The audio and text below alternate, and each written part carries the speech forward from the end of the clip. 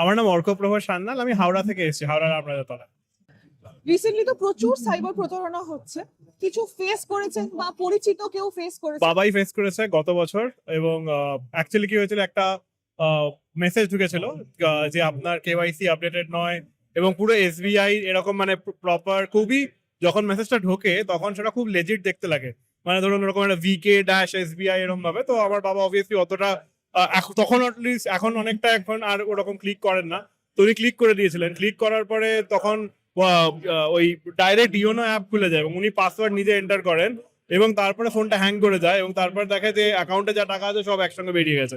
এবং এটা হয়েছিল গত বছর 2023-এ, মানে 1-1.5-2 বছর আগে। কিন্তু সেইটার আমরা আপনাদেরই সাহায্যে সেই টাকাটা তক্ষুনি আমরা সাইবার ক্রাইমে ফোন করি, এবং তাছাড়াও আমার লোকাল থানা ইত্যাদির সঙ্গে কথা বলা হয়, তারপর সাইবার ক্রাইমে যোগাযোগ করতে বলে, ওনারাই সাইবার ক্রাইমের নাম্বার দেন। তো তখন সেই অ্যাকাউন্টটা ওই মুহূর্তে ফ্রোজ করা হয়, যে অ্যাকাউন্টে ট্রান্সফার হয়, এবং আমাদের কাছে একটা শ্যাডো অ্যামাউন্ট বলে একটা টাকা ব্যাংকে আসে, কিন্তু তখনও সেটা আমরা অ্যাক্সেস করতে পারি না। আফটার আই থিঙ্ক 3 মান্থস বা কিছু, ওই টাকাটা পুরোটাই আমরা করতে পারি। তো thanks to Kolkata police itself.